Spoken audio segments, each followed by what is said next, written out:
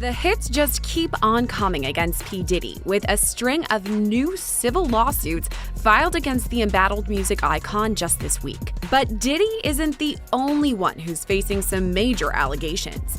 Two of his sons, Justin and Christian Combs, are both name-dropped in several civil suits that list Diddy as a defendant. And the accusations against them are pretty serious, ranging from drugging victims and sexually assaulting them to apparent involvement in a shooting.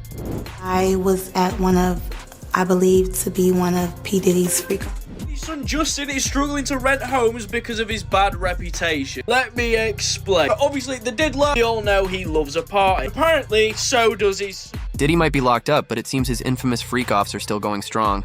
And get this, allegedly, it's his son Justin who's now leading the charge. Yep, you heard that right. Diddy's son, Justin Combs, seems to have taken his father's place, and y'all, he is even worse than Diddy. In fact, Justin's antics are so extreme that a ban has reportedly been issued for him in Los Angeles. People have had enough of the Combs family, so join me today as we dive into why the police are now allegedly after Diddy's son for being the new mastermind behind the freak-offs. After Diddy's arrest, the world breathed a sigh of relief, believing that the heinous acts he had been accused of for years had finally come to an end. At the very least, it seemed like the victims of his actions might finally get some justice.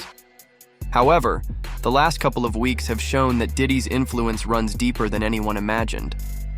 First, there were reports that even while in custody, Diddy was allegedly threatening potential witnesses who might testify against him in court. Not only that, but prosecutors have accused Diddy of trying to influence the potential jury for his cases. But if that wasn't enough, the most shocking revelation is that Diddy's infamous freak-offs are still going on. And this time, the ringleader is allegedly none other than his son, Justin Combs.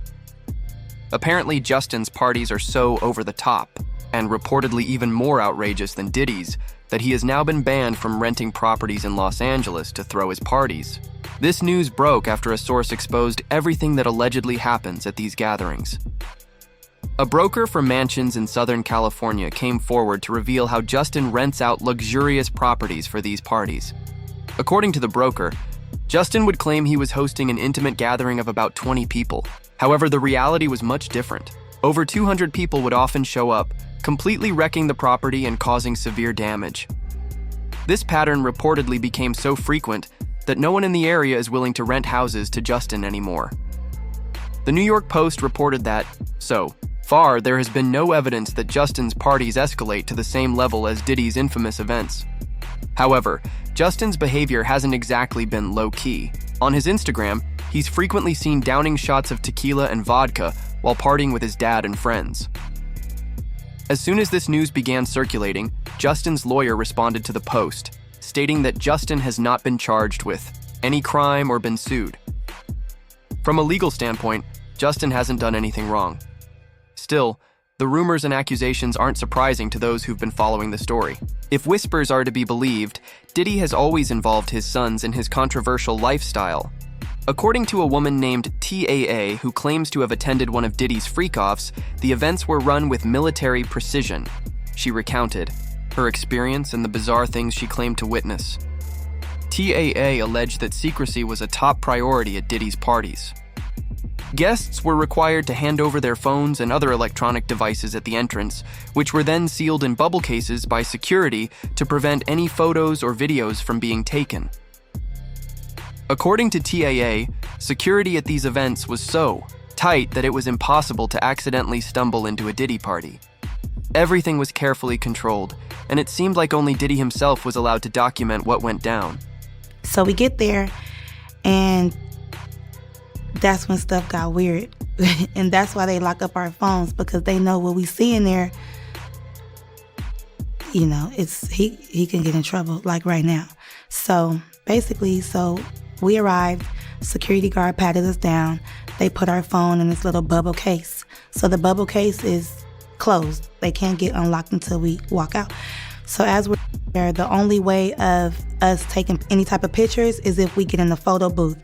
He has like a photo booth or whatever. Take like 4 pictures. So I got pictures. I still got everything in my Snap too, like of the photos, everything. That's all you could get. All right, get this tea. According to TAA, Diddy's parties weren't just chaotic free-for-alls. They were highly organized events with strict rules and a secretive system. Guests couldn't just wander around wherever they pleased. TAA revealed that at one of Diddy's infamous freak-off parties, she was approached by one of Diddy's sons as soon as she got inside.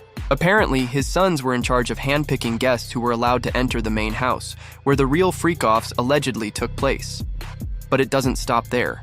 Those who were selected to participate in the freak-offs were reportedly given a pair of white shoes as a signal that they were approved to join the wild activities.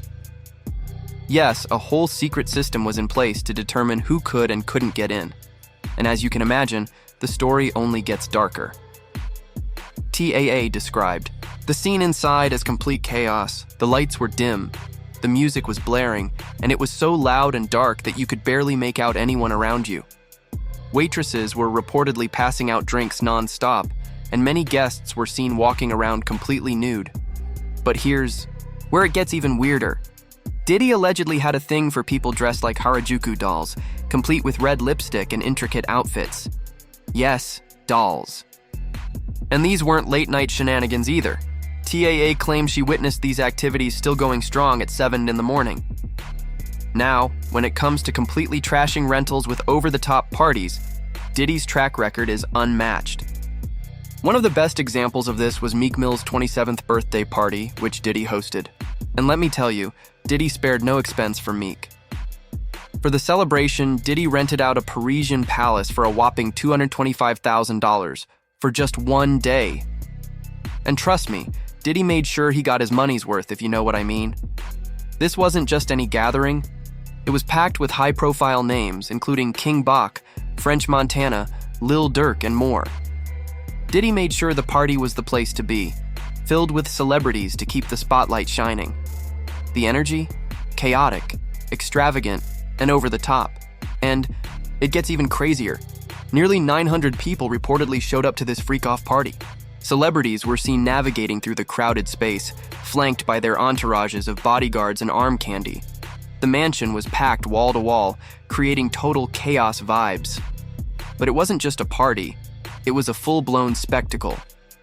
Inside, the scene was wild. Dancers wearing nothing but lingerie performed seductive routines on makeshift stages scattered throughout the house. Meanwhile, scantily dressed women posed with rappers, adding to the extravagant atmosphere. And get this. On one table, a woman was lying completely nude, covered only by a tiny piece of clear vinyl with sushi arranged all over her body. Guests were eating sushi off her, while other women walked around offering bottles of sauce for dipping. It was a mix of excess, chaos, and spectacle all rolled into one. Guests posed for photos with their friends, capturing the glamorous and outrageous energy of the night. At one point, Meek Mill, French Montana, and Diddy himself took center stage to deliver a speech to the crowd, solidifying this as one of the most talked-about parties in their circle. It was a spectacle of celebrities, luxury, and excess that left everyone talking. This party wasn't just an event, it was a show, and Diddy clearly wanted to make a statement. The amount of work and attention to detail that went into planning this night was mind-blowing. A month before the party, Diddy's personal assistant contacted Jason Ha, the property manager for the Parisian palace where the event would take place. The party itself was held 3 days after Meek Mill's actual birthday, but Diddy specifically requested that it align with the night of the first fight between Floyd Mayweather and Marcos Maidana, so guests could celebrate in style. Diddy's demands didn't stop there. He instructed that all bedroom locks be replaced with brand new ones, and no one but him was to have the keys. Diddy wanted complete control. According to Mr. Ha, meeting Diddy's demands for the locks wasn't easy, as the mansion was an old, high-end property. However, Diddy brushed off any concerns, reportedly saying, "Money is no issue." Diddy even insisted that an insurance policy be secured to cover the property and its contents, just in case of any loss of life during the party. Yes, you read that right. That's how wild this event was expected to be. As if that wasn't enough, Diddy brought in his own smoke detectors, which were mysteriously removed after the party. Were they even real smoke detectors? Or something else entirely? Knowing Diddy's history, people can't help but wonder, Fast forward to the night of the party, which ended around 3 a.m., and the aftermath was nothing short of shocking. According to Mr. Ha, the house was left in an absolutely disgusting state. Leftover drugs, broken bottles, and used condoms littered the floors. The bedrooms, in particular, were trashed beyond belief, with used condoms and razor blades scattered everywhere. Lubricant was reportedly smeared all over the floors, dressers, and even the walls. And as if that weren't bad enough, the beddings were stained with blood. The scene was so bad that Mr. Ha speculated the bedding had to be burned after the party. It was just disgusting, he told reporters, describing the chaos in detail. So, with all this in mind, what do you make of the rumors that Diddy's son Justin is carrying on this infamous legacy? Could Justin really be hosting freak-offs? That rival his father's, or is this just an exaggeration of Hollywood excess? Let me know your thoughts down in the comments.